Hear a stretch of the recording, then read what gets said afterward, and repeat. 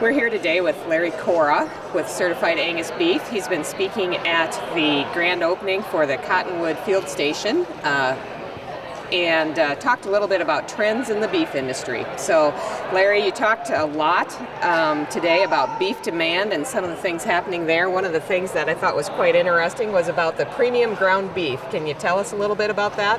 Sure, I'd be glad to, Rosie. It's fun to be out in South Dakota. Always fun to get back in this part of the country. You know, the thing that's really changed is at the restaurant level.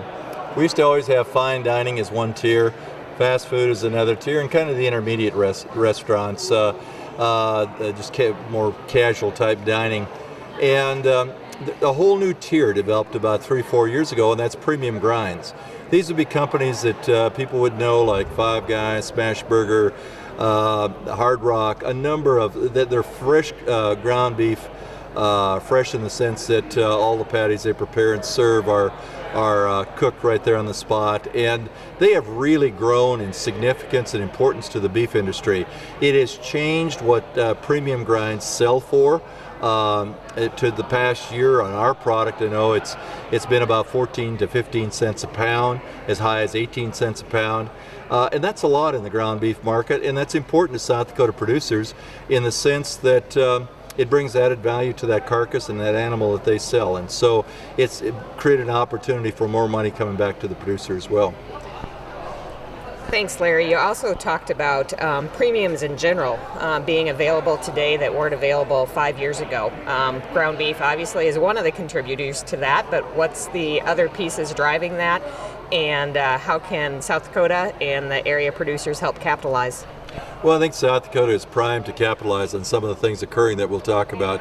Just in the fact that you have extremely high quality cattle, outstanding production practices, good producers, that the product that's produced here fits extremely well in a lot of these kind of programs. So that part's encouraging. But what we talked about is how retail had changed in the last 3-4 years. That basically the large retail chains had all of a sudden started adding premium programs, and so they started adding prime, they started adding premium choice, whereas for the longest time we kind of had that market to ourselves. All of a sudden we had a lot of competition, but what that's done is there's a lot of dollars involved, and we shared data from one alliance where 15 years ago the top 25% had premiums of like $25. Today the top 25% are up around $117. That's a huge change in terms of the dollars going back to the production sector, to feedlots, and what feedlots then can pay for these calves that meet these kind of specs, that meet these higher dollar, higher margin type of products that are being sold. So it's fun to see those opportunities developing because it also creates a lot of consumer satisfaction, and that's really what beef demand is all about. So as we talk about consumer satisfaction, one of the other trends we see not only in the beef industry but in the food industry in general is consumers wanting to know more about their product. So what do our producers do there? You're absolutely right. One of the things that I think food has moved from a stable part of just having to eat on a daily basis to it's more of a lifestyle. It truly, if you look at the growth in the food networks on TV and the amount of people that watch them, and not ladies, in many cases the audience is guys getting fascinated with cooking, is food has taken on a whole different image and a whole different role. People want to know how it's produced. They want to see what the producers are doing. They want to get out on ranches. They want to understand how we raise cattle. They want to understand simple things like cattle aren't confined. They're out on grass. They're running pastures. They're stocker programs where they continue on grass, and their amount of time in a feedlot is very, very limited. And these are the kind of things that the trade, the food service trade, the retail trade want to understand so that they can deal with that consumer asking questions. And consumers are also interested in kind of the local concept, meaning that that's part of knowing more about what's produced. And so that's a trend that I know as a company, our brand, we've taken probably 50 to 60 groups out to ranches, feedlots, packing companies, and the people that go just absolutely love it. It's a role that those on the farm and ranch can play a real important role in helping educate that consumer. In addition to beef demand, you also talked about some of the other trends, one of which being the global economy. And why is the global economy important to our producers here? Well, that's a great question, because I think there's a part of all of us that look at the global part as more of a threat than necessarily a benefit. I think we do have to keep in mind that a fair percentage of beef to start with does go into the global marketplace. Export market is important to helping the price of beef for these producers, and right now we're at around 11 or 12% of all beef globally goes into the global market. With our company, it's more like about 13 or 13% right now goes into the global market. And for one thing, they use cuts that in many cases we don't use as extensively. That adds value because they'll pay more money for them. Another area is as economy or as incomes have changed around the global part, one of the first things is they get additional money is they want to eat animal protein, and beef is at the top of their list, fortunately for our beef industry. And so it creates more demand, which just again helps the whole price structure from a standpoint of the beef producer out there.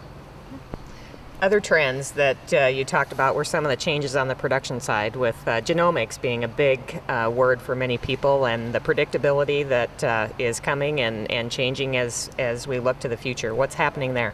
That is an exciting area. I think we're going to be able to breed cattle over the next 5, 10, and 20 years that will make what we've done in the past seem almost like child's play in terms of being simple. And what we're moving to is DNA technology, allowing us to have information on traits like health and tenderness and feed efficiency and things that we couldn't get a handle on without the new DNA technology. And that's really helped. It's going to enhance predictability. It's going to enhance the functionality of these cattle. We've already made a lot of progress. We shared a few of those just in terms of cattle today grading so much better. They grow so much faster as they leave the cow herd. That's one example, but we've also used genetic information to eliminate some of the challenges we had, like calving difficulty that was costly, time-consuming, and we through predictable genetics have virtually eliminated a lot of our calving problems. So it just makes these cattle more functional, but also creates a product that's more desirable in the consumer part. And the cool thing about DNA is that it's very consumer-friendly. It's not something that they fear. They see enough of it, obviously, on TV. That's not something they feel threatened by. As long as we don't genetically engineer these cattle, as long as we use it for selection, it can be very positive. And you also talked about the investment in agriculture, particularly beef production. And is that part of a story that producers can help tell to the public and let them know more about what we are? Well, I think, I do think the part of, one, what we do is an obvious part, and how we use information and technology is most of what we do in the beef industry. We can be extremely transparent, we can be extremely comfortable in the care and passion that we provide in raising cattle. I think truly cattlemen are incredibly passionate about their herd, and so at calving time, I mean, they literally risk lives to a lot of times save these calves during adverse conditions, and that's a message that does need to get told in the right way. And the other part is that's important is, as we were meeting here at an experiment station that generates new information and new technology, is incorporating that into our production program. And so South Dakota is fortunate to have experiment stations like the Cottonwood station that continue to generate new information. And so we hope that funding will keep all this viable as we head down the road, because that's very important to the beef industry. Well, thanks, Larry. We appreciate your investment in time and sponsorship for the event here at Cottonwood today, and we wish you the best.